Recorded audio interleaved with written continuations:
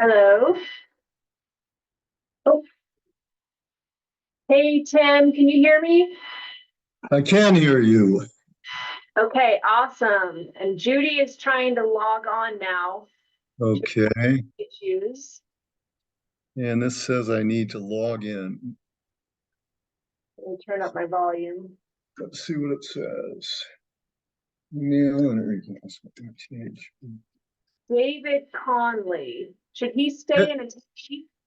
Yeah, he's a guest, and I'll be introducing him, and he's just here to observe and maybe think about becoming a member. Rossi, you put in your email?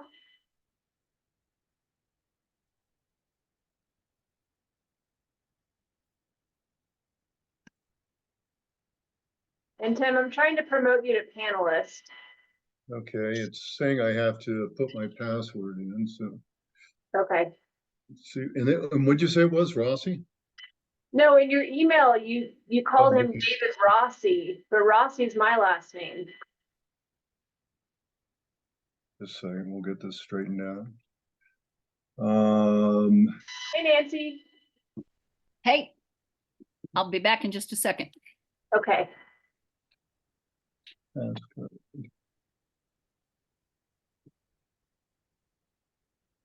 Enter your password. I imagine that's my path to the passcode. Let's see what happens. Nothing happens. Just get rid of that. Oh. Hey, David, I see your hand is raised. Hello, can you hear me? Yeah, we can. Well, good. I just wasn't sure I was connected. This Zoom is presenting a bit differently than what I'm accustomed to, but I know I'm a guest, so I will just mute or try to mute and, and stay on the sidelines unless Tim or someone asks me a question, okay? That sounds great. Thanks for joining tonight. And yeah, when we're doing these Zoom meetings, we have panelists who are typically the board members and then the staff liaison. And then anyone else attending is under attendees. And they can be permitted to talk, but they're not on the panelist side. So that's kind of how it's different. Okay, well, thank you. Go ahead. You can mute me and I'll just observe and listen. Okay, sounds good. Just raise your hand if you need anything, okay? Okay, thank you. Yep. Hey, Jillian, can you hear me? I can. Okay, I'm not getting any option to start the video. Join us a panelist. There we go. Yep, I just sent you the panelist request again. So, yep, okay, you're a panelist now, Tim. Okay, I'll start video, and I think There you are. we're underway. All right. Yeah. That's always a good start. Uh-oh. Okay, so Judy is having trouble logging in. I'm getting deja vu. All right, hold on.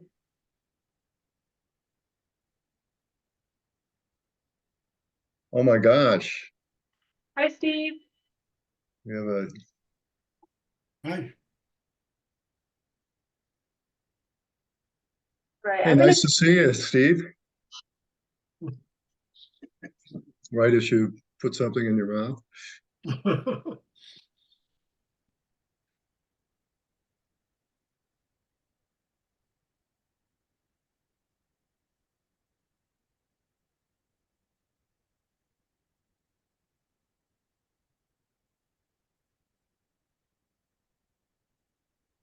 Hey, Nancy. Hey, everybody. Yeah, Andrea. Hi. Steve. TJ. TJ. All right. Thank you for coming. Dave Connolly, you'll see a name down there as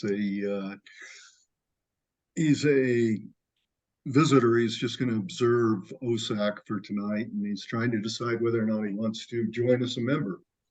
So no food fights or anything. We'll be on our best behavior. Thank you. Thank you. Judy, can you hear us?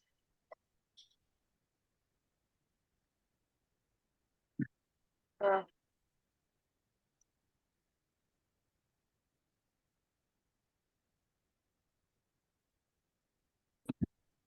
By the way, last time when I thought I saw Steve here, I wasn't having a psychotic break. I'd actually been looking at the listening to the October um, video, and Steve's picture was up there somewhere for a minute, and I have that in my mind. So, I was down in Baja, California for a couple. yeah, of I didn't think you were stopping at a hacienda down there to zoom into to us as I much. followed your trip No. on Facebook. It looked grueling. Yeah, it was kind of hard. Yeah. Larry, I went with Larry DeWitt, and he's a accomplished mountain biker who just likes That to was race. And incredible. so he had me going from dawn till dusk every day. And those are killer roads. Just, Yeah. I crashed a couple times. So we have I one, saw that. 6. We have 7 of us right now. All If right. and Judith is trying to come in. We'll give her a few more minutes. That's great. Thanks everybody for joining. Mhm.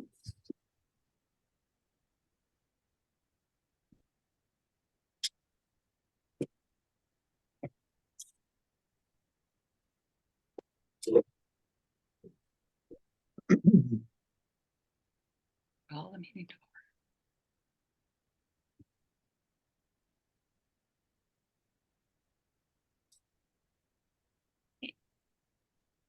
Well, I want to get the meeting going here. So Jillian, what do you advise as far as getting Judy unmuted? So Judy can hear us and see us. So we're doing 100% better than last time. Okay, well, why don't we promote Steve? I guess I got to get the meeting going before we do that. But And we also have Derek from CSU Extension as an attendee, and I'm going to allow him to talk. So Derek, you should be able to unmute yourself whenever we're on the Becker's Lane topic. and we got Corey that wants to join us at 6:30, right? Yes. Let's see what we can do to business plans, field parks. Well, we'll just work our way up to Bill Bauer and see if he comes in, and if we don't, we can. Nancy, would you have any problem with us switching Bill Bauer Park with? none at all. Okay, because that's a 15-minute slot, so that should do it. If we get to that point, we'll go ahead and do that. Okay, let's call the meeting to order. The January 22nd, 2024 OSAC monthly meeting is hereby called to order. We have 2 openings for alternates, and the first thing, as always, on this is Call the roll. call the roll. Thank you. You're welcome. Let's go with we'll make this easy. We'll go with Nancy, Here. Steve, Here. here. Okay, Andrea, I'm here. TJ, Here. Robin, Here. Cheryl. Who? Cheryl. I'm here. I thought Okay. you said Carol. And Judy. Here. Here, Oh. are you hearing me? I can hear you. Okay, We can great. hear you. Okay, we have what's that, 8 of us? We have 8 of us here, and Steve's an alternate, so that's great. All right, new business. Huh, put that in there in a different spot. Anyway, new business is the election of officers. And we could have done that this month, and, you know, I decided not to just spring it on people, so we'll do that in February. And I think Nancy and I are both committed to standing for that and to being here at least one more year. So, yeah, if you got your super PAC, gear it up, and you know, we'll have elections next month. Yeah, anybody can be nominated. Anybody can be nominated, right? Agenda review and public comment. Do we have anybody here for public comment?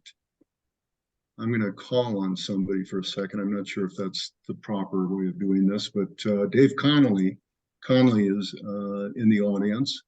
And Dave, why don't you just, Dave's going to be an observer. He's thinking about coming in as an alternate.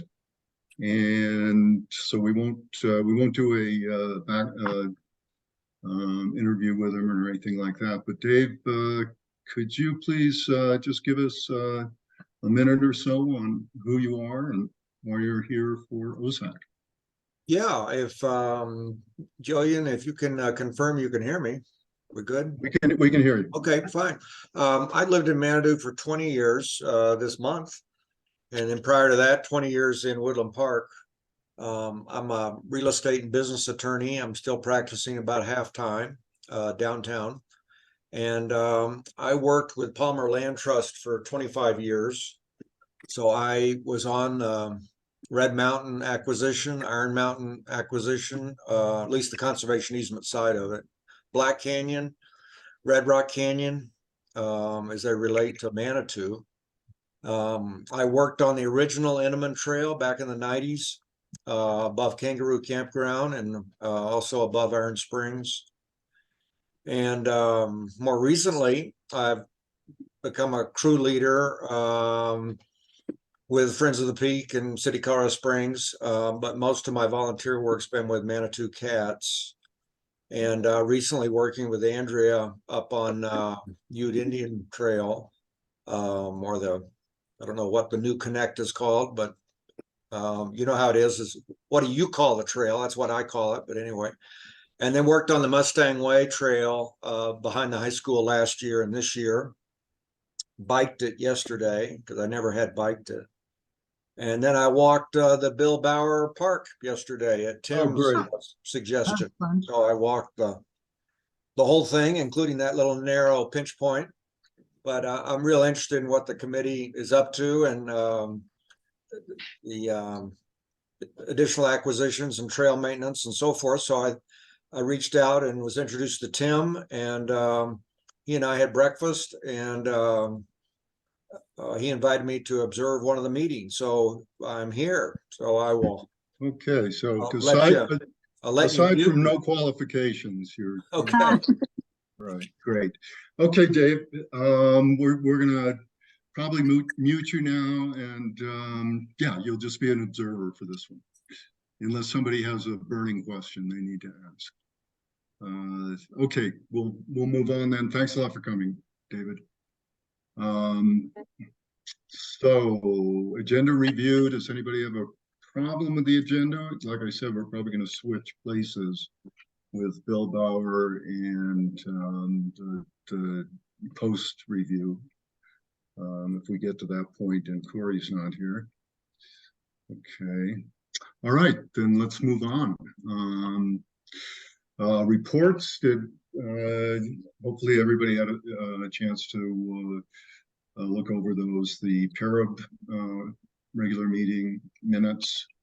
Anybody have any comments on that? Okay, we're moving too fast here, folks. That's All bad. right. Then let's go to old business. And the first thing I wanted to put on here, and this is so that Mr. Wolfstufer is here visiting us, and he's going to give us a report on the CSU findings for the inspection of the small parcel property. And Jillian, can we turn that over to Mr. Lowstetter? Absolutely. So Derek is unmuted, but just a quick background. On December 6th, we had a site visit with Derek from the CSU Extension Small Acreage Management Program to the Zero Becker's Lane property, or the Fields Park Open Space property, whatever we're calling it right now. And that was me, Judy, TJ, and Derek there. It was cold, a little chilly, okay? It wasn't like last Tuesday. But it was great. We had a great site visit and got some good intel from Derek. So Derek, go ahead and take it away. Yeah, thanks, Jillian. Can you guys hear me okay? Yes. Yep, Thank you. can't see you. Yeah, but- I'm having some connectivity issues, so let me know if I cut out for any period of time. But yeah, thank you for inviting me this evening. My name is Derek Lowstuder, and I'm a excuse me, agriculture and food system specialist with CSU Extension, and I serve the Mountain Region and Extension, which does not include El Paso County. Teller County is kind of the edge of it. However, I live just up the road in Pleasant Valley, so I'm familiar with the area, and I was previously in discussions about the use of the parcel at Zero Becker's Lane, or again, whatever you guys are deciding to call it. So I appreciate the chance to go out there and visit and kind of see what you guys are wanting to do with that parcel. Certainly the possibilities are somewhat limited depending upon what the resources are that you want to throw at it. So as a certified arborist, it was my recommendation that a few of the overmature trees, what we would call decadent trees, need to be pruned or removed. So it was relatively few trees, mature ones that would be removed or pruned heavily. So it was some willows and some cottonwoods, and then there is a significant amount of Siberian elm that's volunteered on the parcel. And having past conversations with the city of Manitou, it sounded like there was the intent to try to eradicate Siberian elm from public property, just because it is somewhat invasive. It's a very weedy tree. It can make management difficult. So my recommendation was, have selective pruning and removal on those mature trees, those native cottonwoods and willows, but then removing as many of those smaller diameter Siberian elm as is possible. I know that you guys work within a community that highly values trees, and I appreciate that. But a lot of these Siberian elms, they don't really have significant benefit to the community. Really, it's pretty much just shade, and that's it. So there's other trees, especially native trees, that could serve multiple purposes. Being a wind pollinated, exotic tree, Siberian elm doesn't really have any value for pollinators. The insect pests that like skeletonized leaves and stuff, they're not really a food source for other native animals or other insects. So the value is limited. So my recommendation was to remove those and then plant more appropriate tree species. And really, as far as that recommendation goes, the species and variety selection would depend on what your goals are for the property. So if it's just kind of an extension of the trail system that's there, or the ball field, just kind of opening it up, making Fountain Creek more accessible, that'd be a little bit less intensive management versus if you wanted to put a little forest farm, like tree orchard thing like that. It really depends on what the desire is in the community for that property and how you move forward. So if you guys have any specific questions, I'd be happy to address those. And so with my position and extension, I can loop in, other folks regarding, pollinators or wildlife or anything like that. And I understand the restrictions of the property as it comes to, transient population and just kind of the narrow strip that you're working with. There's limited opportunities there. So with that, I'll open it up to questions.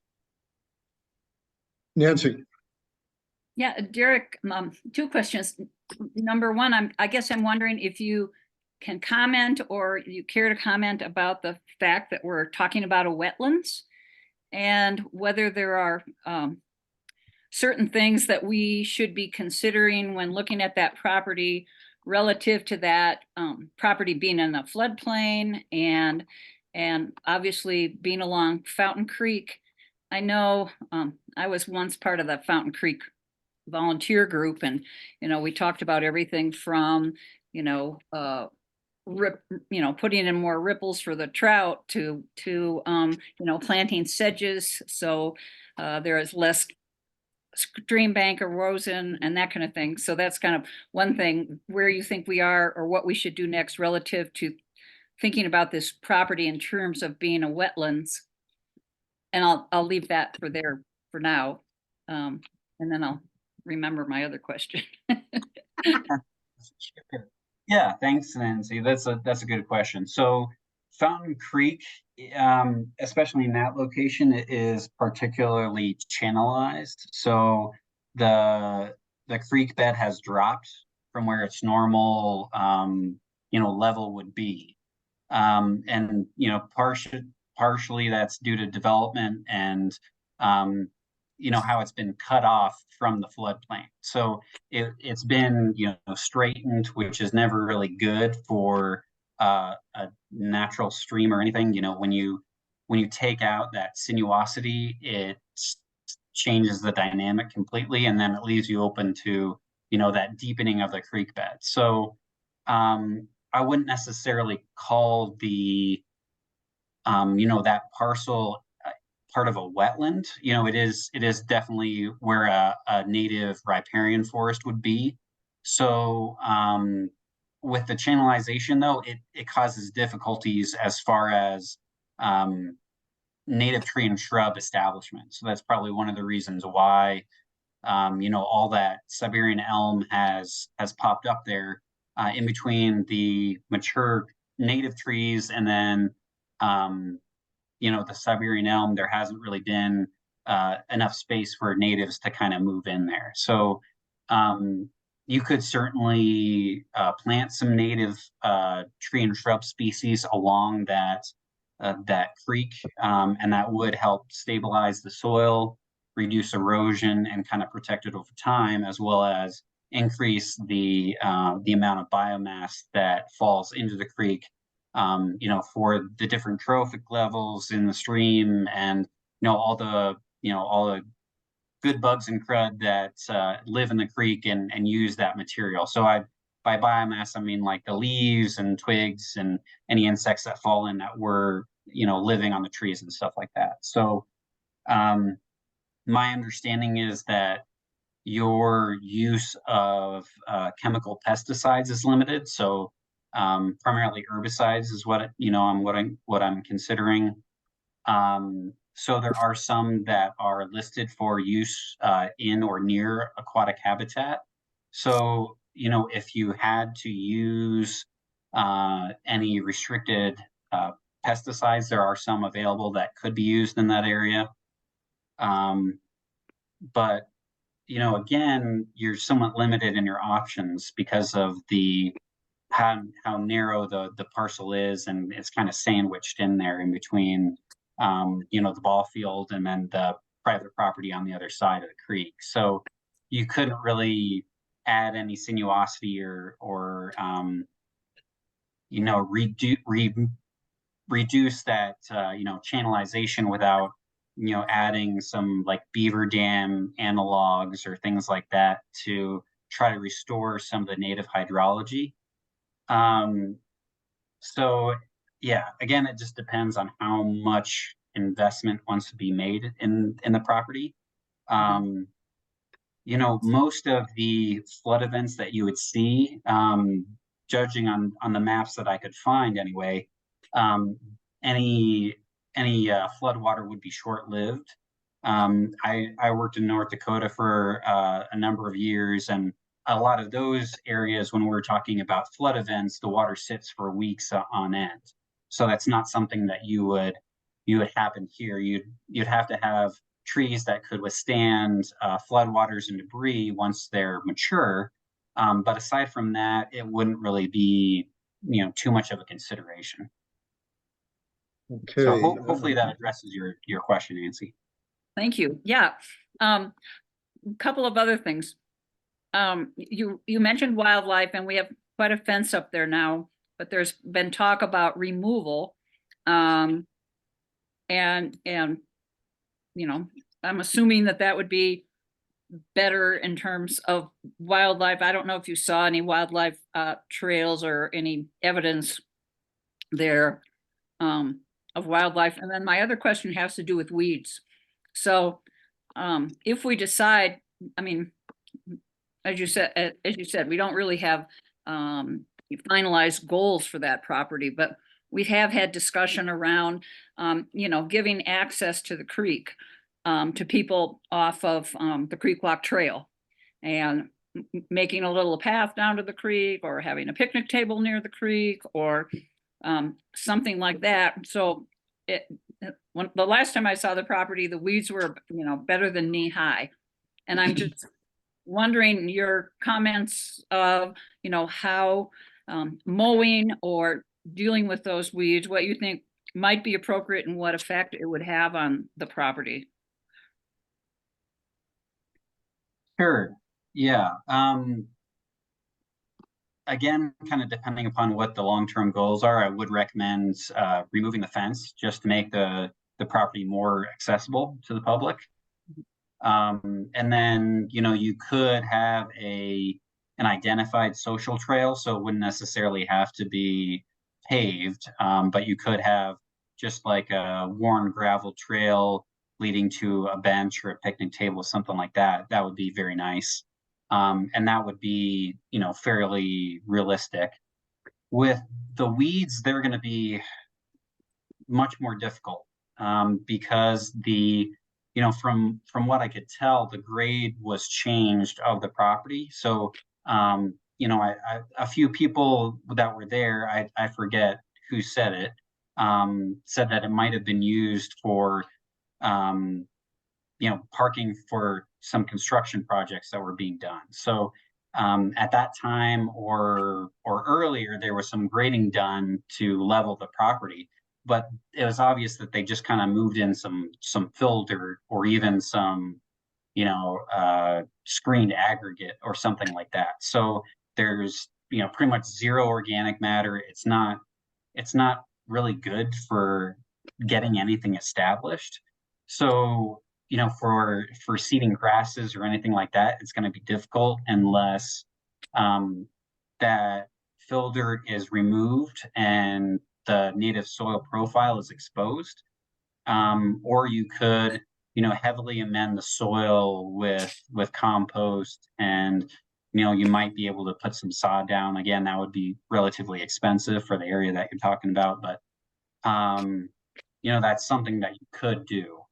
But it would take yeah, multiple years of weed management to knock those weeds back. So you have like I think I remember kochia and some burdock and some other stuff that gets pretty tall and very noticeable.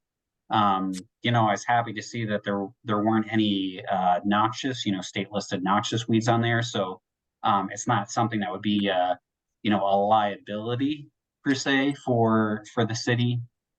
As far as controlling those weeds, it would just be making sure that the property is most useful for the community and the citizens that might be, you know, traveling that path.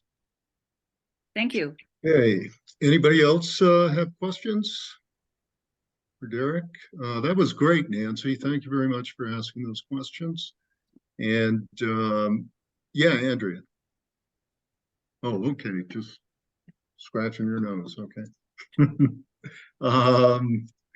then Derek, thank you very much. That was very informative. We appreciate that.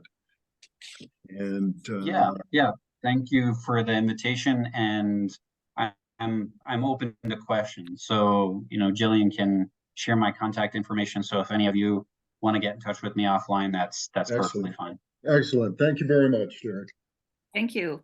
Derek, One thing Thank that you. I would like to suggest and see how this flies is that we go ahead and allocate some funds to tear down the fence, do the trimming that Derek was talking about, do the things that we know we're going to do on there so that we can get those things on the agenda and get people scheduled for doing that. And Jillian, I think you said Timberlane or Timberline was the people that were the people that we've been using, was the company we've been using for that sort of thing. so are you talking about for tree removal or what specifically? Yeah, tree removal for one thing. Well, our arborists could do the majority of Oh, the trees, okay. depending on how many trees and what size need to come down. The Okay. fencing was, I think, going to be one of the bigger purchases. So the fence removal, the quote we got was just over $3,400 to Okay. remove that section of fence. It's a lot of fence. And it would take our team probably 4 days and pull all of our Parks and Rec staff away from regular duties in the spring and summer. So we prefer to contract it out. But that's Okay, what we got, was just over 3,400. Great. And the other thing, okay, so we got the tree removal, we've got the fence removal. And the other thing we're going to have to get done eventually, whichever way this goes, is a survey. Because we've got the that piece of property. If you look at the packet, I think this is all the way over to page 10. I've got the oh, I'm way out here. Is it? I've got the drawing over there on page 10. Page 11? Oh, page 11. Yeah, it moved on me. And you can see where we are not adjacent to the creek for that little, if you look where the creek goes for a good deal of the length of it, over half, we are not adjacent to the creek. And one of two things is going to happen there. Either we're going to get those people to donate or sell that piece of property to us, or we're going to end up having to put some sort of split rail fence or something like that along there so that it marks our boundary and theirs, just to keep everybody satisfied. Right now they're a little edgy, they're a little unhappy with us. I don't really think that's justified. We can't help it that the creek moves around and stuff like that. But anyway, so I was thinking maybe allocate 10 grand and we can spend that money as we need it. Question. Yeah. Are you saying, would we just have to survey that south boundary of the property, do you think? Well, we could just survey that. Okay, so Um, that might save some money. And then I that would guess save some money. it's not just tree removal, it's also trimming, right? Mhm. If I heard. Well, it's a removal of the of that Of the Siberian elms, but I think he also said some of the Yes. natives, some of the cottonwoods need pruning, right? You're mhm. pruning, and we also have the, what do you call it? You had a term for it for the old trees that need to go. Right. So we're going to need to get Matthew, Decadent. the arborist, down in there and figure out He what. called them decadent. Yeah, That's decadent. right. Those decadent trees. Decadent trees. And then my other question is, Julian, do you have a use for the fence? Does that $3,400 take the fence away completely, or does the city? Great question. The second quote we're working on is if they just literally remove the fence from the ground and then kind of wind it up, and then we take the fence and either scrap it or move it to our public works yard to potentially use for other projects. So the quote that we have right now is for the company to remove it and take it away and do and dispose of it however they see fit. So the second quote, it could be cheaper if we just have them remove the fence and then our team does the disposal. So I will keep everyone here posted on that. And we should have that by the end of this week. Okay, so you don't have a preference at this point, but you will. We don't have a preference. We would just prefer not to be the ones to physically remove it from the ground. No, but I'm just saying to take the fence after it's removed or not.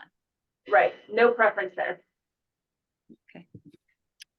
Okay, so it's the fence removal, the money part of it is the fence removal and the surveying. And South boundary. we'll Just, need to get a quote on that.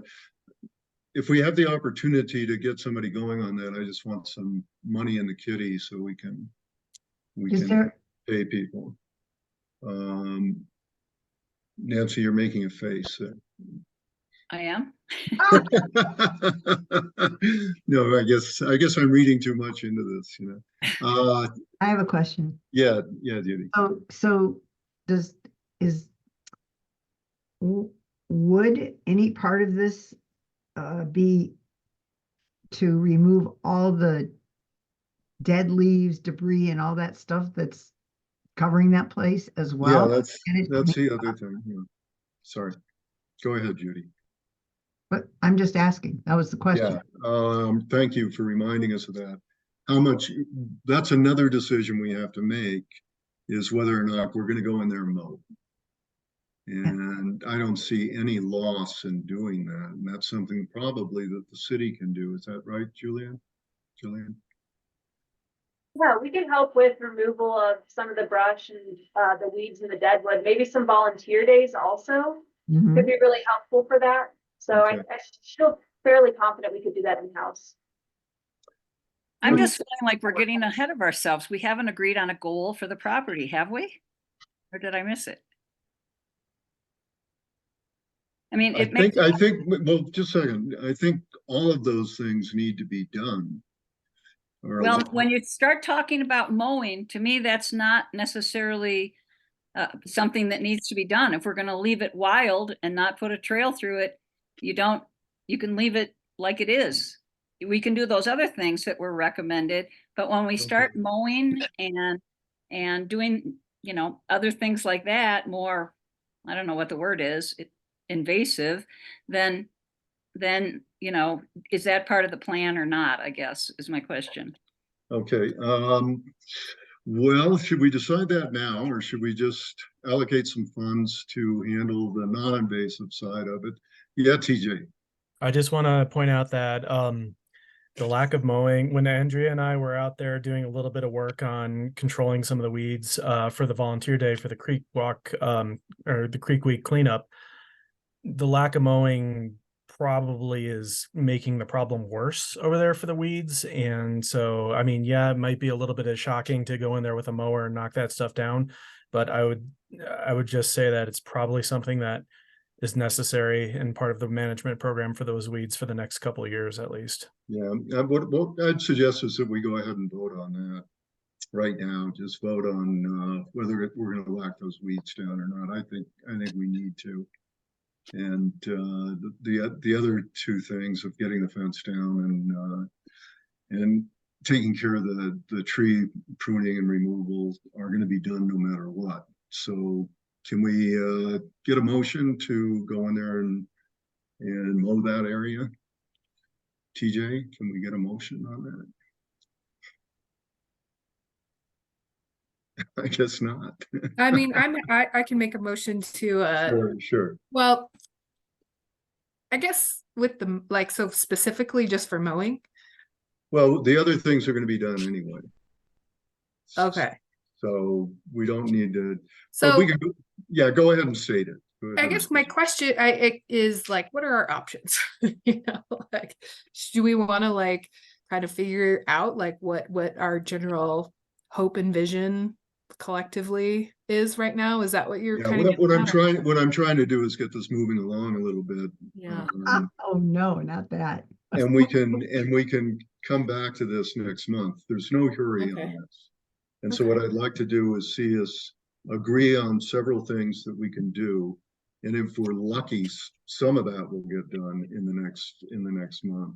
And we can come back to this next, just so we have time to think about it. So, yeah, Robin. So if we mow, I'm thinking about the order we do things. If we mow first, is that going to cut down some of these Siberian elms that need to be removed, and so they will just grow back? Or are the Siberian elms big enough that if we mow around them and we can just go back and remove the Siberian elms? Yeah, I would say that we get our arborist in there to make a decision on that sort of thing. Get him in first and let him do what he needs to do. So And we can move vote on. that we will Well, mow. remove the fence, get the arborist in, and then think about mowing. So TJ. Just one thing is that from the walk, the order of operations that we do this in is important as well. So like you pointed out, that area by the bridge that's near the creek is not on city property, where a lot of those large trees are. So we may not be able to do a whole lot of it if they're not on our property. And the other thing that was brought to our attention is the fence might be the last thing that needs to come down in order to keep people away from the work sites, to avoid endangering some of the people and squishing them with falling limbs and trees and stuff like that as they're working. So we want to make sure that we're doing this all in the correct order. So good it point. could be a couple TJ. different things that we have to do Good point. in a couple meetings. So we leave the fence up. We do the surveying probably next.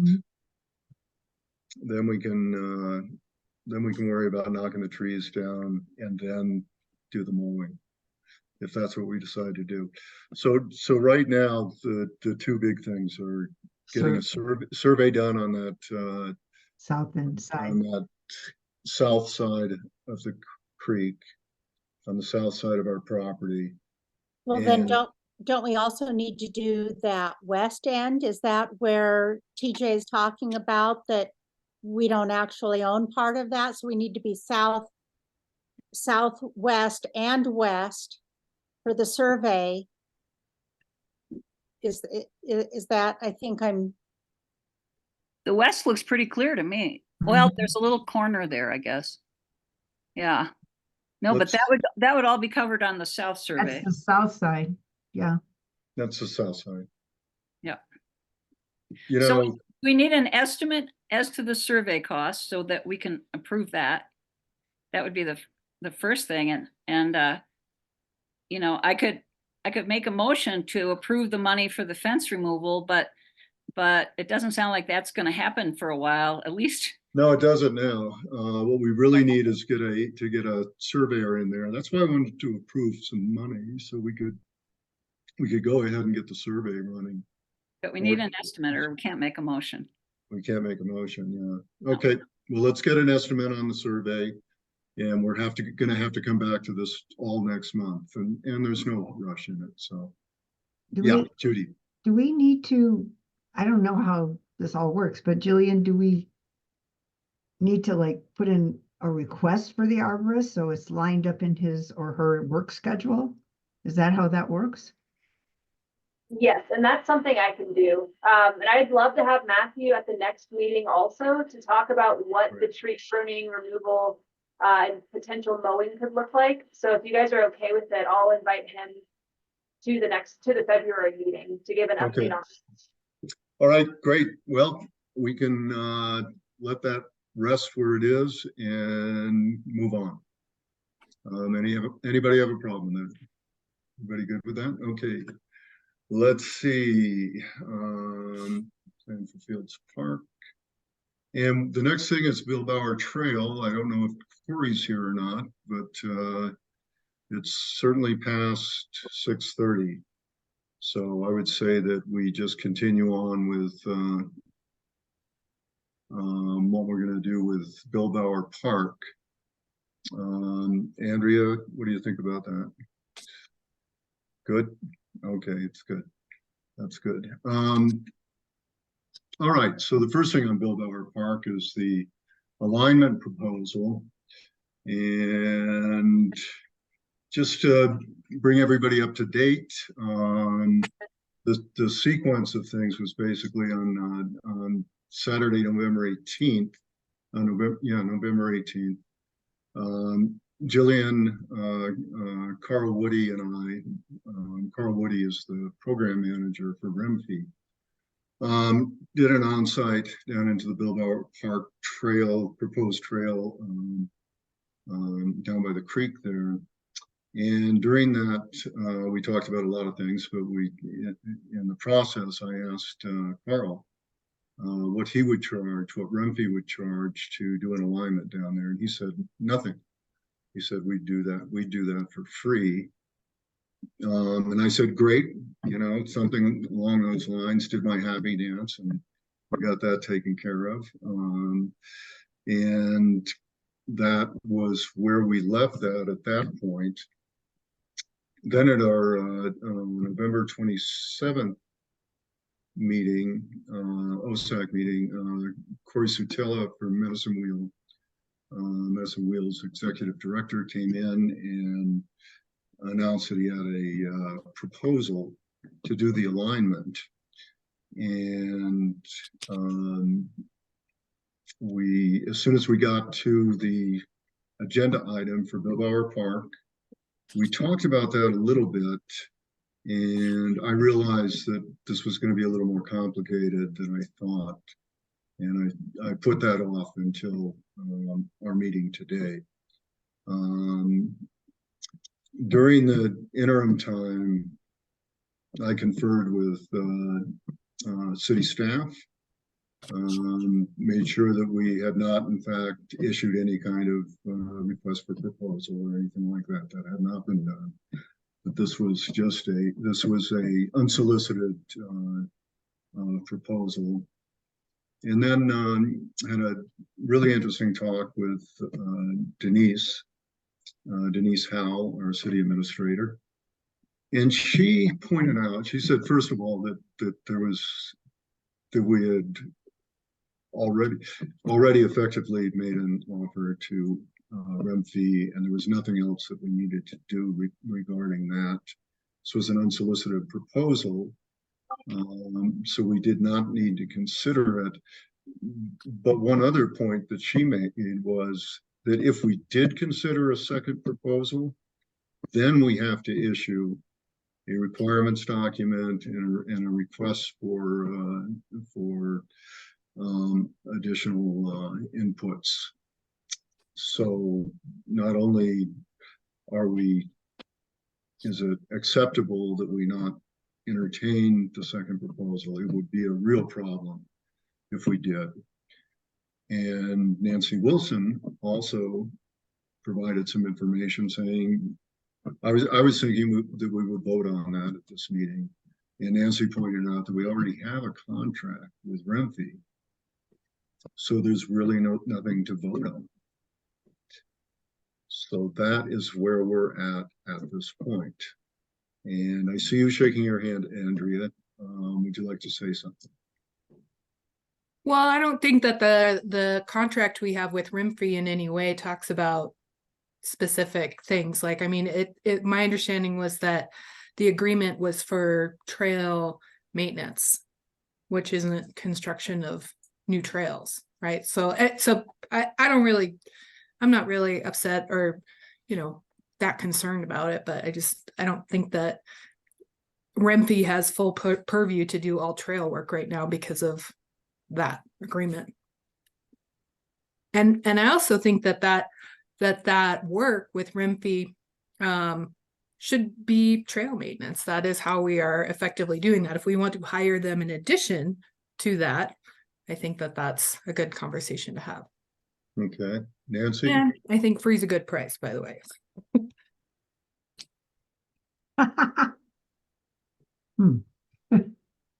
Nancy, you're muted.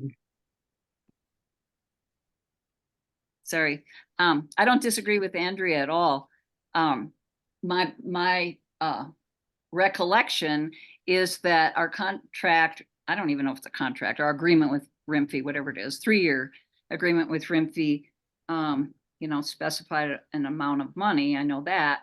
And I thought it was kind of like having them on retainer, and we could use them however we saw fit on any given year. And that was it. But you're right, Andrea, probably the majority of it, turned out to be trail maintenance, but my impression was they were just under contract with us and we could use them as we saw fit. But Why don't we make this easy and just get a motion to accept the Remfee agenda or agreement? And we can vote on that, and if that fails, then we can go on to other things. It doesn't seem like this is a terribly problematic issue. So would somebody like to make a motion on that? Before the motion is put forward, I just want to clarify, we do have a contract with Rimfee. The contract, it's for trail maintenance and stewardship. So it doesn't outline that if we're doing a proposal or a proposal for an alignment, we have to go with Rimfee. The reason they're giving us this proposal for the alignment for free is because we're a community partner with them and they offered to do it for no charge. So we do have a contract with them for, 20 grand a year for trail maintenance and stewardship, whatever that would entail within Manitou Springs. But they offered to do this alignment for us as a community partner.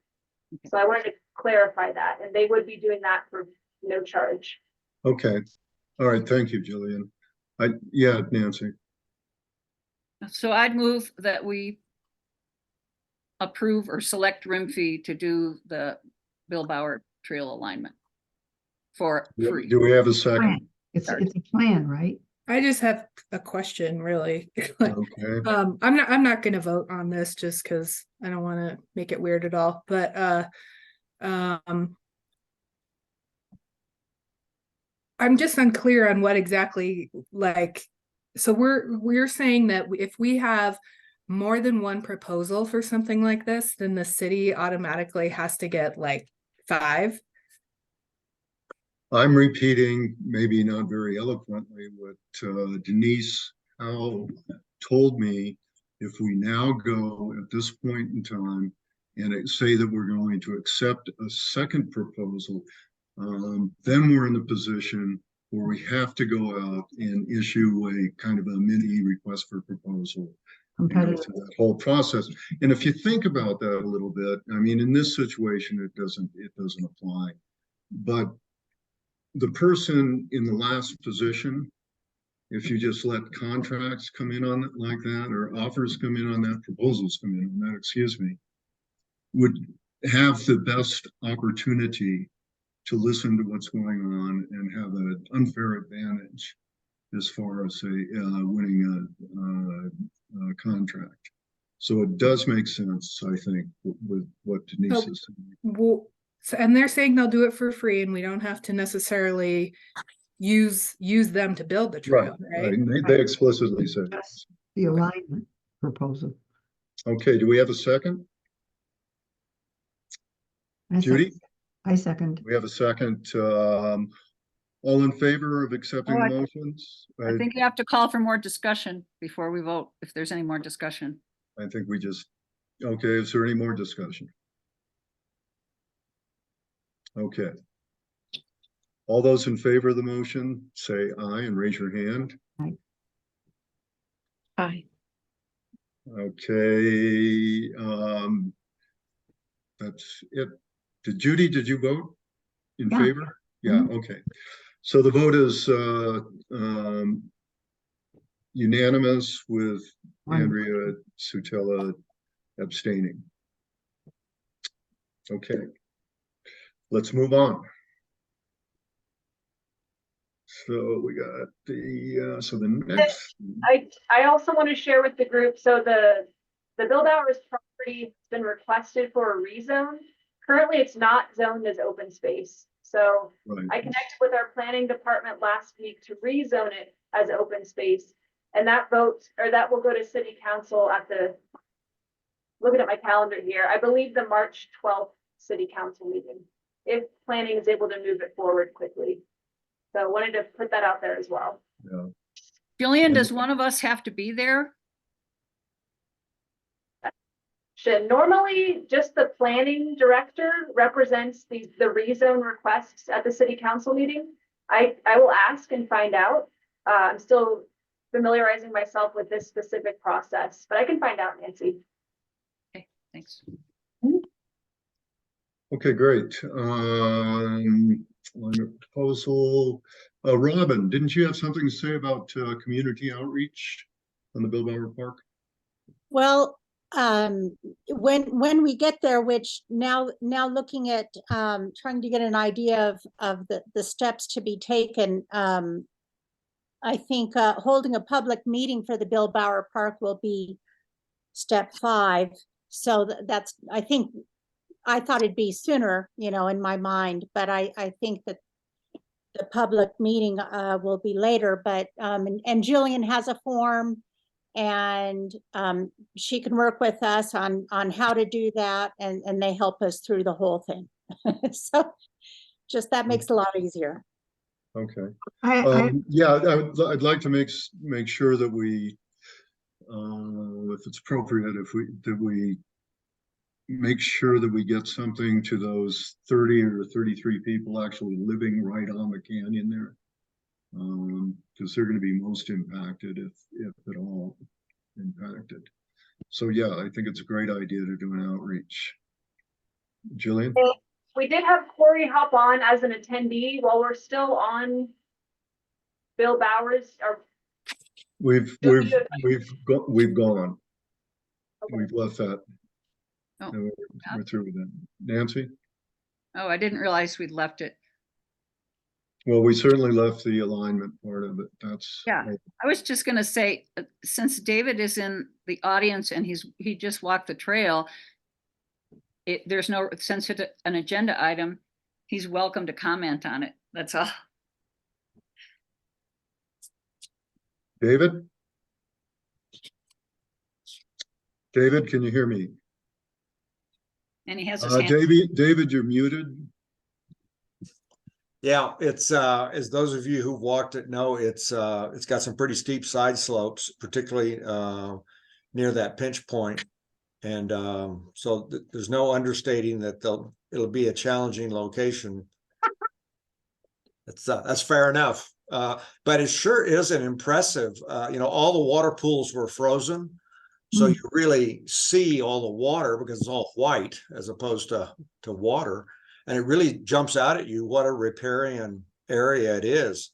I wonder what it's like when it's flooding, because that's a whole nother issue on where that trail is going to be. But there's some real steep side slopes, but some real neat rock formations. And I do have one thing that really surprised me. There are 3 8-10-inch cottonwoods that have been sawed down, and that looked pretty strange. Yeah, we haven't quite figured out what that was about, but that will be part of the wood removal, and that's what we're going to have to get timberline. Yeah, it's whoever our contractor is. Yeah, WORK. But yeah, thanks for letting me comment. Okay, thank you. Go ahead, Judy. I just have a question. Robin, when you were talking about this outreach, you're talking about not for the park, but for the trail, right? The park is parks. Is that Right. that right? That when city council votes on that to move that to open space, I mean, it'll be open space, but yeah, the public outreach will be on their thoughts about having a trail back there, and yeah, just how they feel about that, what they want. Okay, Yeah. thanks. Okay, one of the things that we're going to have to do right away is get a contractor, I think a contractor, but Jillian, maybe our arbiter, our tree guy can go ahead and do this. We're going to have to get somebody down in there to give us a bid on getting all that dead wood out. Like David just said, there's some pretty good sized cottonwoods cut down, and this isn't going to be a simple deal because we don't have the property all the way down to where the construction site is. I did send a letter to the owner of that property. If you look at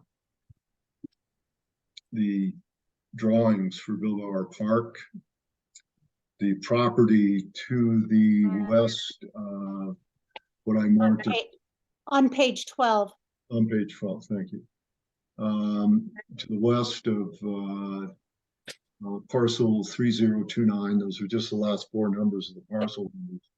The parcels to the west of that, where the construction site was, we only own property up to the creek there. Trying to get, it's going to be a struggle getting large chunks of wood and everything out of there. We really need to get somebody down there that can take a look at that and tell us what it's going to cost to do that, to clear it out enough so that we can do an alignment down there, so that we can see what that looks like. So can we do that, Jillian? Yeah, I think the first step I'm going to do is have our city arborists, and actually our arborist assistant recently became an ISA certified arborist. So we now have 2 certified arborists on staff, which is really exciting. But my next step will be to get them down through the property and do a walkthrough to see what their thoughts are. And they might immediately say, let's just contract this out, but they might also be able to include some of that removal within their project scope for this year. So we'll work on that hopefully before the next meeting. And like I said, I've got I sent a letter into the guy that owns this property to the west near where it comes out of Crystal Hills Boulevard. I couldn't get a phone number on him, even through a skip trace program. But hopefully he'll reply. And one of my questions was, would you allow us to use that property just to do the cleanup and stuff? We'll see what he has to say.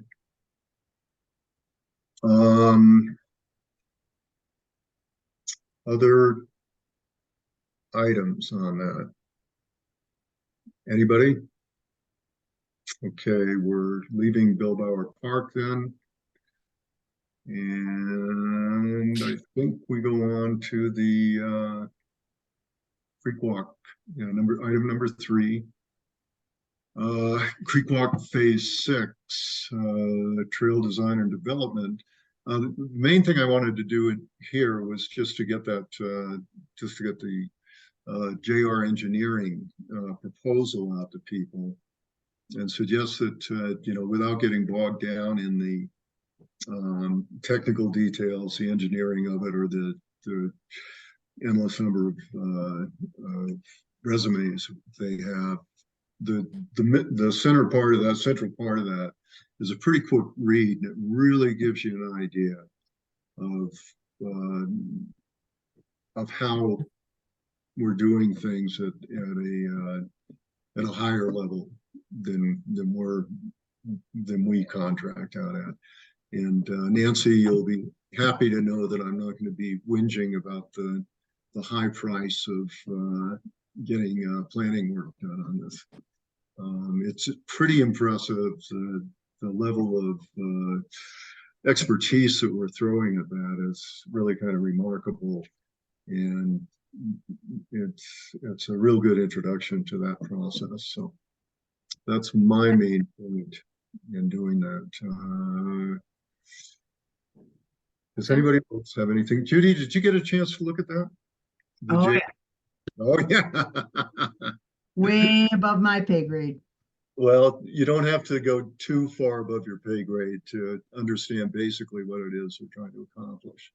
And I think that's what the important part is right now. Just a second, Nancy. In 2 weeks, Dole expects to have a kickoff meeting for setting up times and dates and next steps like that. And I've told him to contact you, Judy, Nancy, and me. Nancy, I don't think you're going to fly back to be here for that, but Judy and I at least will be. Anything else anybody wants to bring up right now on that? Yeah, Nancy. Yeah, that's great. It'll be important for you and Judy to be there, or one or the other of you. I would just concur with what you said, Tim. If you've never read one of these, it's worth doing it at least once. But the other thing that stood out to me in reading this is they talk about the trail, Creek Walk Trail, crossing Serpentine at the bridge or at the parking, what is now the parking lot on the south side, on the left side, Wow. going up Serpentine. And I didn't have access to the Creek Walk Trail plan, but I'm assuming that they're talking about doing that there because that's part of the original Creek Walk plan. But that's just a little example of why it's important for us to participate in this.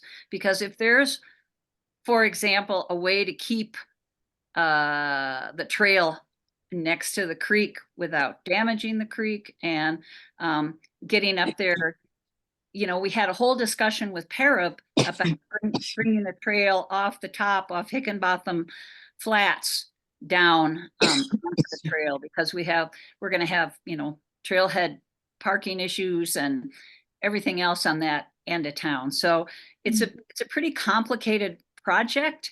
And, there was a lot of due diligence that went into the Creek Walk plan and a lot of community meetings and a lot of agreement about the, the alignment at that time. And there possibly is, no way, apparently someplace we have to cross Serpentine. Okay. Well, I'll keep an eye on that.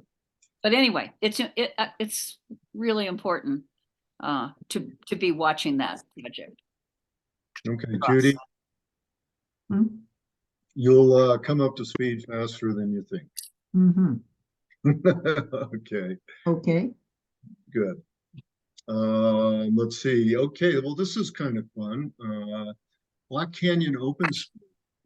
Jillian, did you want to bring us up to speed on where the city's at with that? Definitely. And I'm going to be referring to the city of Colorado Springs for where the city is at for this one. So they're in the process of securing a third-party property appraisal on the West Side LLC property, which is adjacent. Hold on, Jillian, let me stop you for a second, because I don't think people are up to that point yet. So let me just say a few words about that, okay? Because there's what's going on right now is that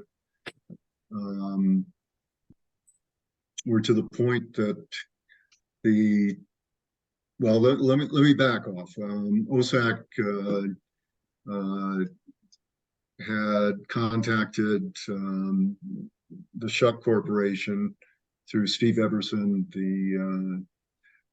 the senior vice president for Shuck Corporation, and that kind of stirred things up a little bit.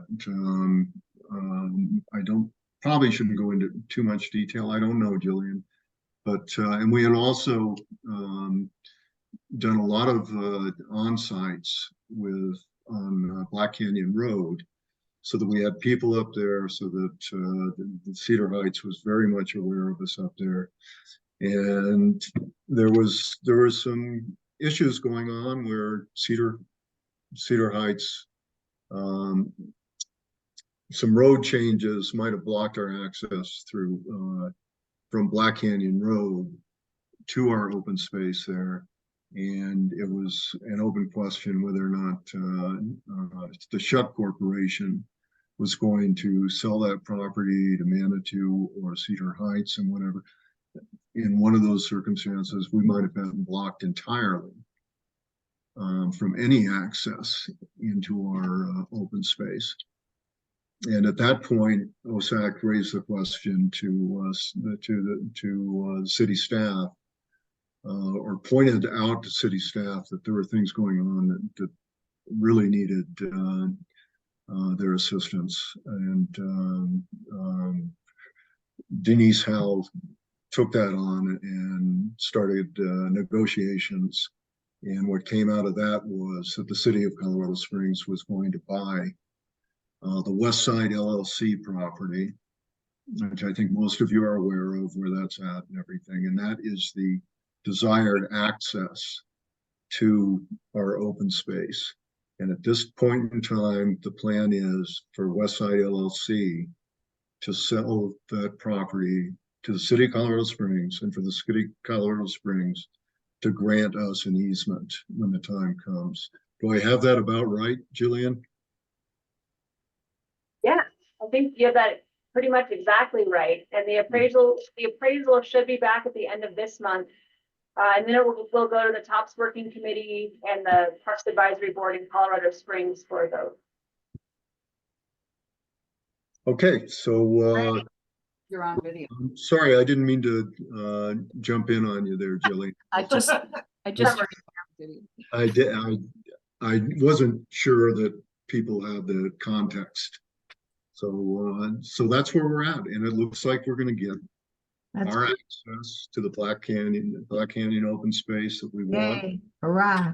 And at that point, one thing I wanted to mention was also during the on-sites there, we had a couple of people, trail builders, a young guy that was trying to get a name, was getting a name, is building more difficult trails, and a couple of guys from Kimley Horn out there to take a look at this and tell us if we could really build a multi-use trail from that access off of Black Canyon Road. And for those of you that walk it, you know that that access is way further up than you generally think. It's up to where there's pretty much a very steep hillside behind that. And the feedback we got was it's going to be really difficult to do that. But this takes that problem out. And it was always the intent to build a multi-use trail up there. There's no question about that. So with the availability of the Westside LLC property, the question no longer exists there. There's a great access to our property, and it's going to be a long haul to plan that out, but it's going to be a really nice access into that area. So anyway, anybody else want to make a comment here? Yeah, Steve. Yeah, I haven't been up there recently, but a couple of my friends went up there and they said it's a complete trashed out mess again. Not again, yeah. Yep. It's probably going to take like 35, 40 people again to clear out all the garbage that's been left by some homeless people up there. Okay, well, we need to jump on that. One of the things that Cedar Heights needs to understand is we're not causing that problem. We're not there. We're not doing anything to cause that to be the case. We're the solution. We're not the problem. And we need to get that information. So at some point very soon, I would hope we do we reach out to Cedar Heights to make some of those points. Thanks, Steve. And Jillian, can we get in touch with the police force and whoever we need to set this up? Yeah, Steve, I want to confirm, is the area that has trash on it right now, is that the property we currently own, or is that the Westside LLC, or is that a mix of both? Yeah, good question. I haven't got eyes on it. In this week, I'll go up there and take a look. But a friend of mine went up there and actually took some pictures. And my understanding is the same area where we had some homeless people before that left a whole lot of trash, and that was on our property. Okay, yeah, if you could get more info and send some pictures, that'd be really helpful. Okay. Hey, Thanks. Steve, can your friend use what was it, C-click, whatever it is, to report that? When I go up there, I'll do that. Okay, great, because that's the way that police force likes to be notified, and then it's going to take them a while to get that set up. Yeah, Nancy. That's really, really great news. I'm so excited to Yeah, hear isn't that. that great news? That's Very cool. wonderful. That's wonderful. I mean, now we can really proceed with getting up there and Doing something. plan and all of those things we've talked about for years. So that's great news. So Colorado Springs is just waiting for the assessed evaluation. Is that Is that Yeah. it? My understanding, Jillian, is that right? Yeah, they're calling it, it's the third party appraisal is what they're waiting on right now. And it should be in by the end of the month. Okay, but they have a commitment to sell or to purchase. You're talking about We have a LLC, contract with the purchase. so Yeah, that LLC, that they will sell to Colorado Springs, City of Colorado Springs. They're not gonna sell it to us. They're gonna give us an easement. no. No, no. Sale is of the property is from Westside LLC to Colorado Springs. That's correct. Colorado Springs is going to give us an easement. That's correct. Great. Will they Yeah. also give us trailhead parking? Ooh, nice. Oh, that's another question. Whoa. That's gonna be a big, we're gonna have to do a lot of studies up there. We're gonna have to do a parking study. We're gonna have to go, probably get in touch with CDOT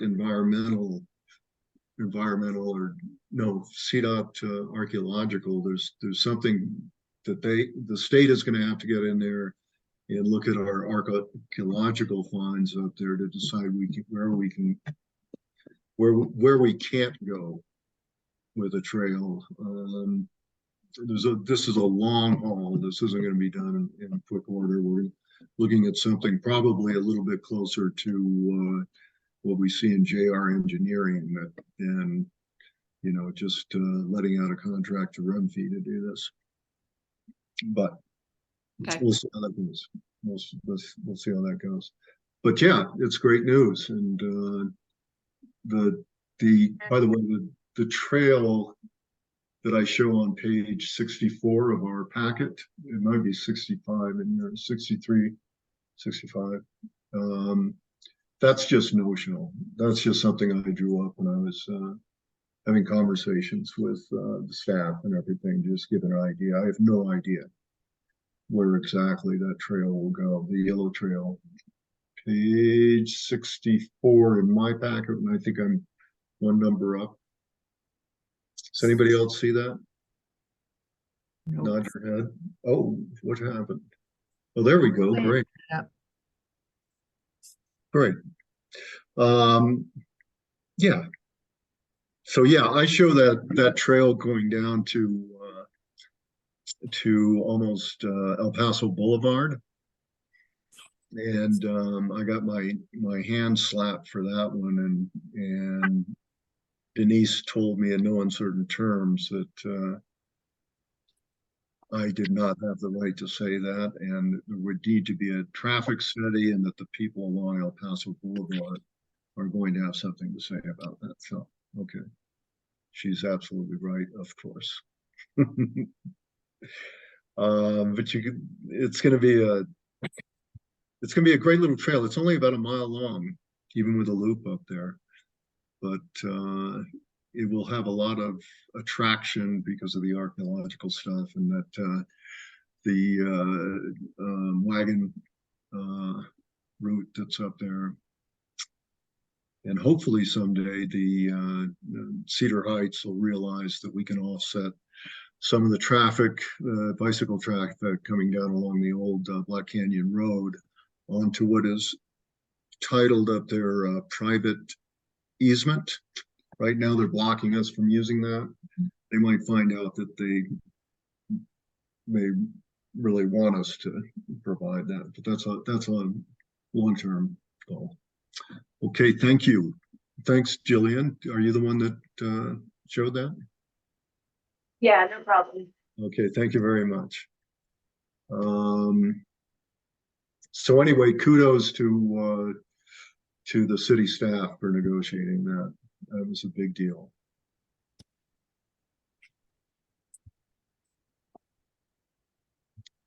Let's see. Black Canyon open space. Going to item number 5, review OSAC sections of the post. Nancy. Okay, if you go to the packet under OSAC goal assignments, I can't tell you the page number. Yeah, I can tell you the page number is 65. I've got 65. It might be 64 or 66. Okay, well, you should see a page with colors at the top. It says, oh, and just a little background. I did this. These are goals taken directly from the post plan. And I did this back when we were trying the 2 committee assignments, the open space management committee and the trail management committee. And I think it's still relevant just in looking at these goals. So that we can kind of look at this, and those who are, interested in open space management and acquisition, and those who are interested in trails can kind of key in on some of these goals. So I said we'd look at goal 1, 4, and 6. Now, the reason that these aren't in or don't appear in consecutive order here is these are only, the post plan is, partly OSAC and partly PARAB responsibilities. And so these are only OSAC goals. So in this case, for example, goals 2 and 3 would relate to PARAB, not to us. So that's why the numbers aren't all the same. So goal 1, and it's been goal 1 with the city for a long time, or with the community for a long time, is to do a creek walk trail, to do a continuous linear trail or park system along Fountain Creek, extending from Highway 24 to Rainbow Falls to the city's eastern gateway.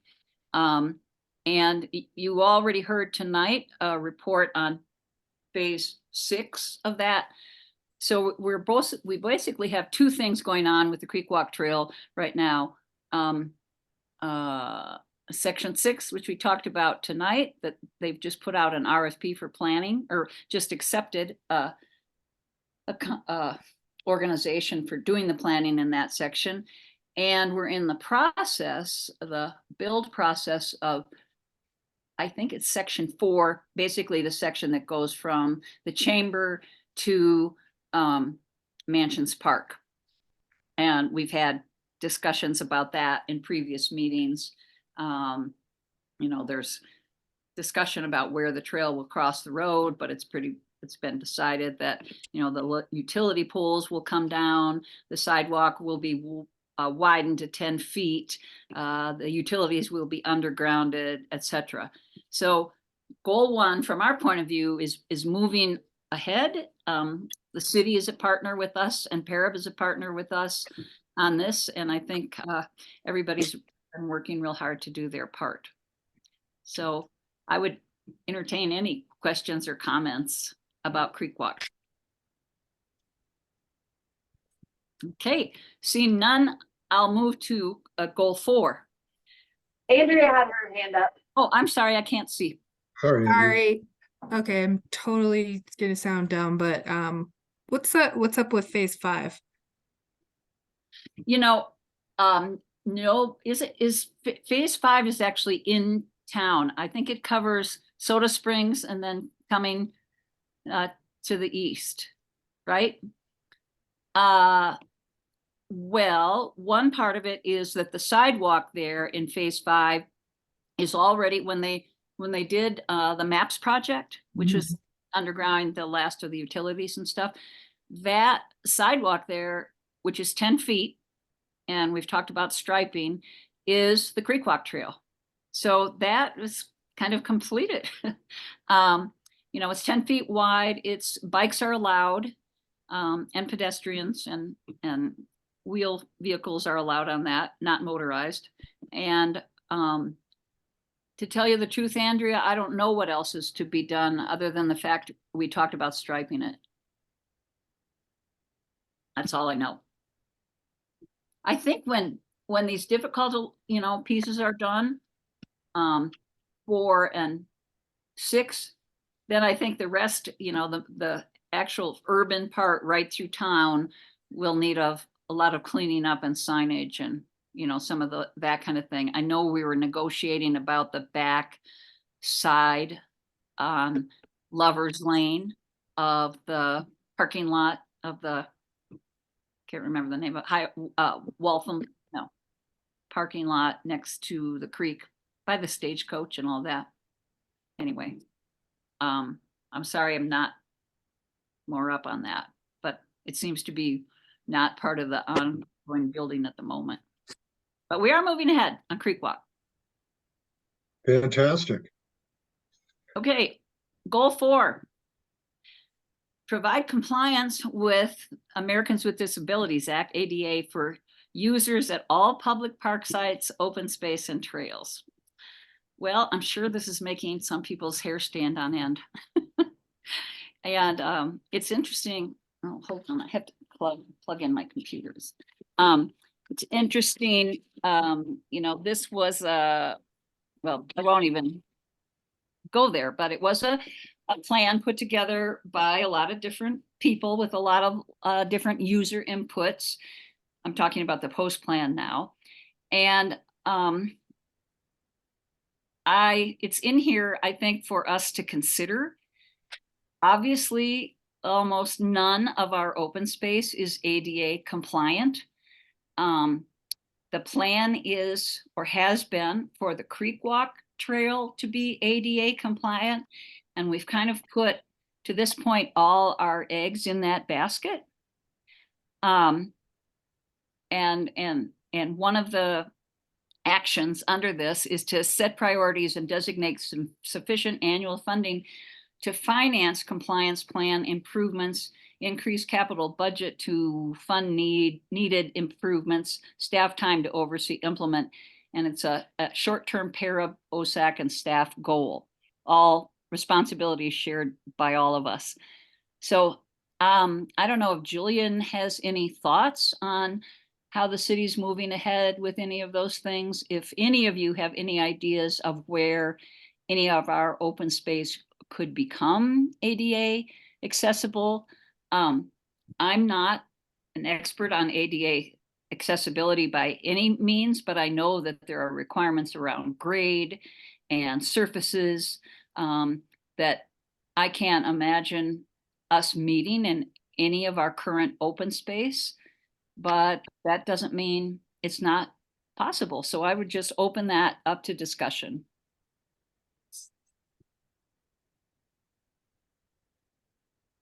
Don't everybody jump in.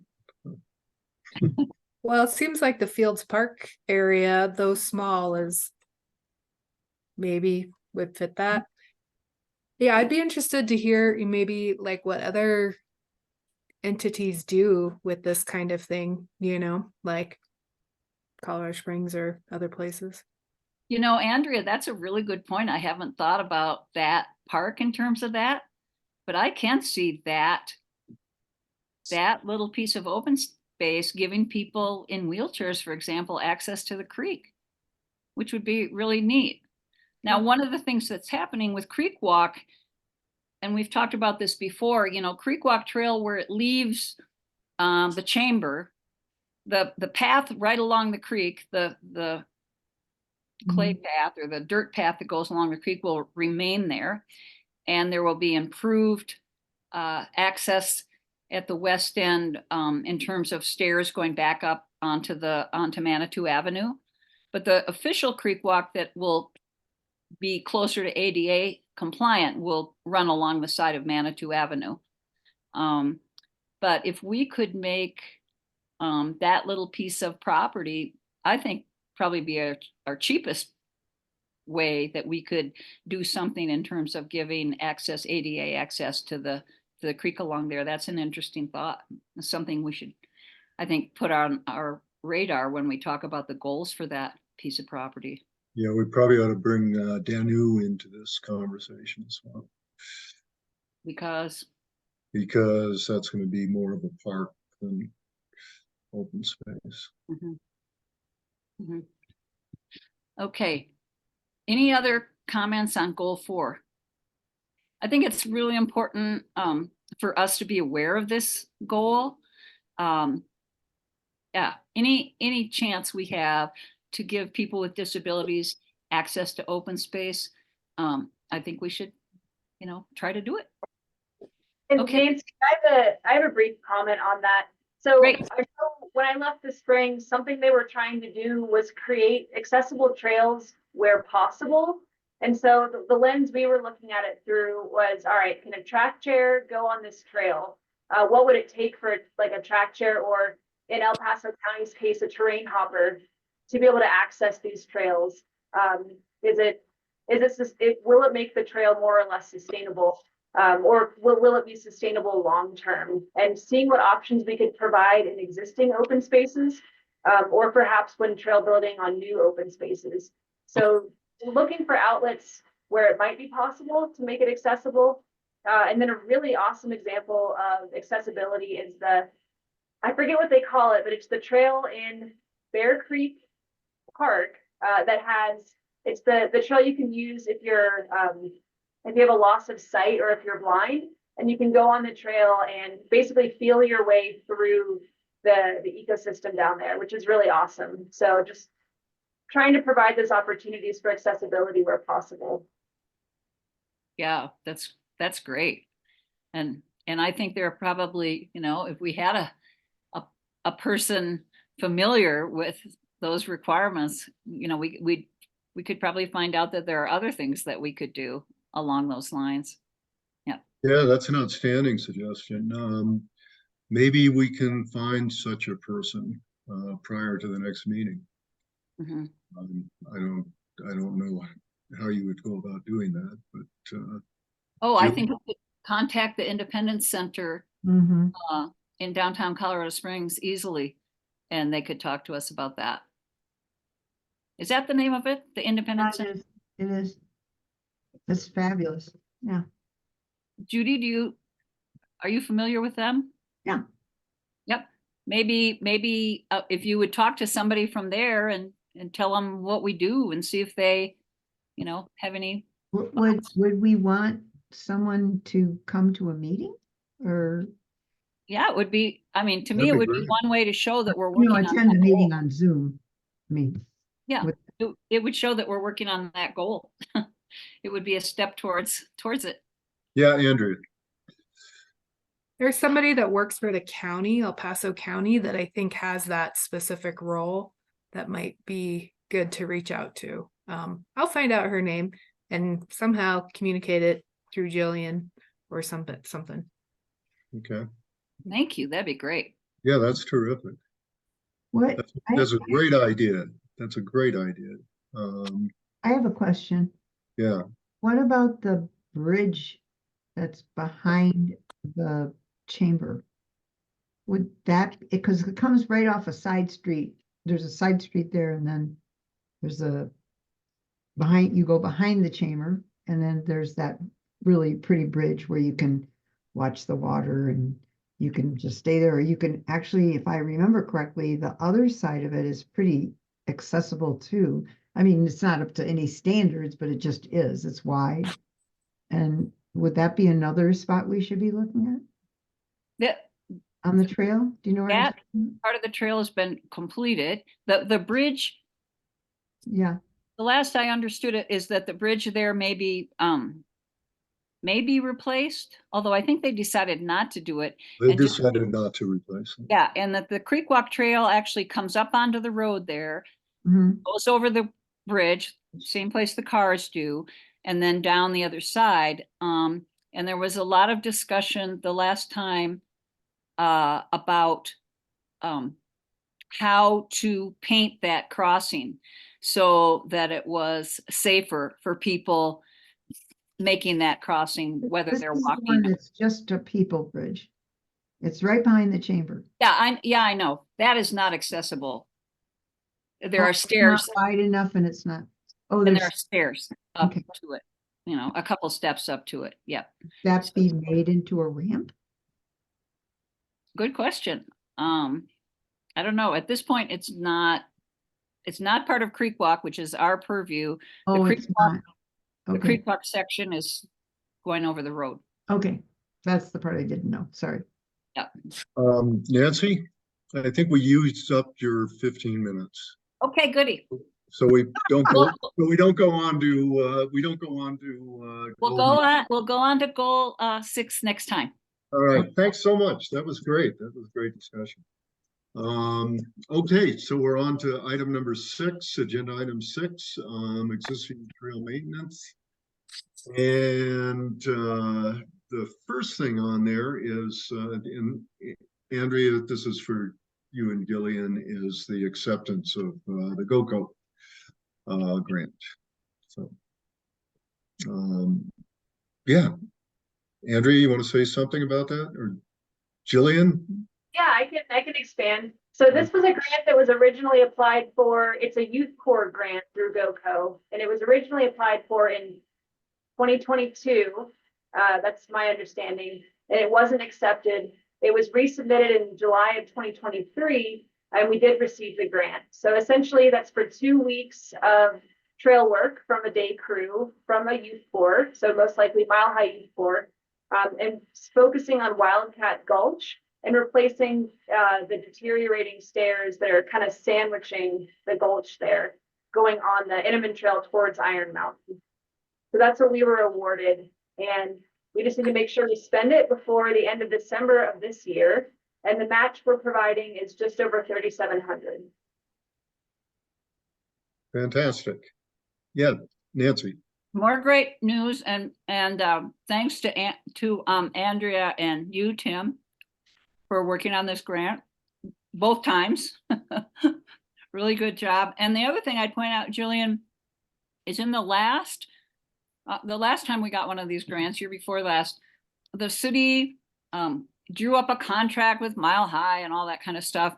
And I appreciate this time that they actually pointed out in the acceptance letter that that's not necessary. No money is coming to the city of Manitou Springs. All we do is get the crew. The money will go to Mile High Youth Corps.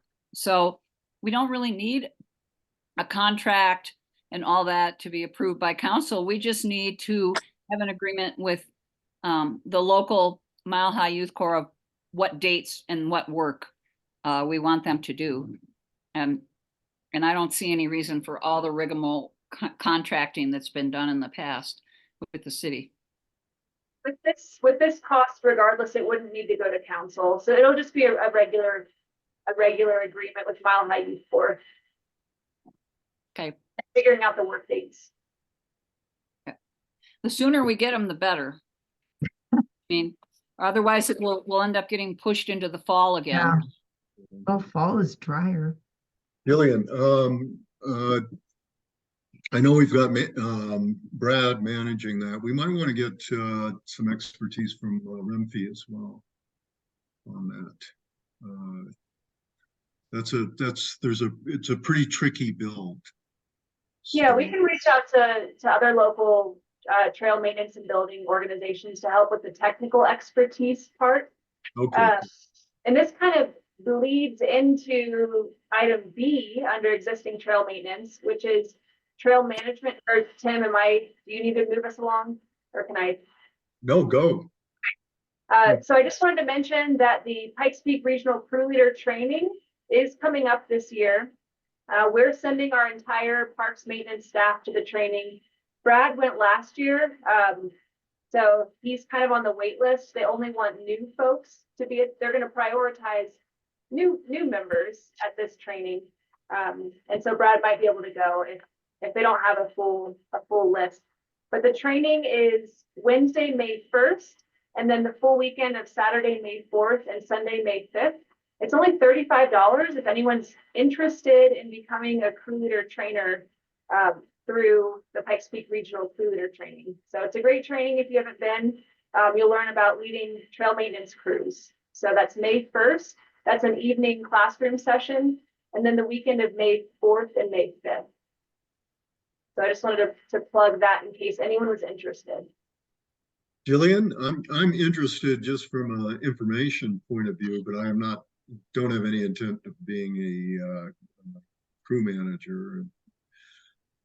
So I'm not sure if that would be appropriate for me to go to the training. What do you think? Well, that's a good question, Tim. I think if you're interested in actually leading volunteer crews, the folks leading the training would want to prioritize those folks. And maybe there's another training out there we could send you to just to learn more about trail maintenance in general, rather than how to be a crew leader trainer or a crew leader. Does that make sense? Maybe they'll let you shadow, Tim. Yeah. Hang out with Brad. Yeah, I'll hang out Hey. with Brad. I'll hang out with Brad when the stairs are being done. Yeah, for It's gonna be sure. interesting.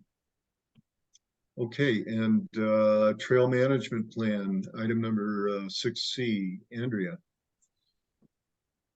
Yeah, so I've been working on this kind of nebulous document. uh, and what it is I would say it's a little bit of like kind of taking like what Nancy's doing and looking at what the post stuff, you know, like what are the goals in terms of trail maintenance, management, all that. And if you look at like trail management plans for other places, I mean, there's a wide range in how people do this. So it's kind of like you could do like a very professional level plan. And what I am kind of working on is really just outlining, hey, this is our current process of how we're trying to manage trail maintenance. Like we have kind of an ongoing agreement with some local people, and we have this super awesome parks director, and like just kind of what we're doing right now to address those things. So it is not like a comprehensive guide to like this system of trails, and so maybe we don't call it that, but that's what I've been working on. And I think if you guys are fine with something like that or interested in something like that, I'll just give you guys a draft for the next meeting, and then Yeah, that'd be great. Could you thoughts? send that out to everybody? So, and then maybe it could be an agenda item. Would that be helpful to talk about it? Yeah, Yeah, if that works. Yeah. for next month. Yeah, that's great, Andrea. Thank you. I think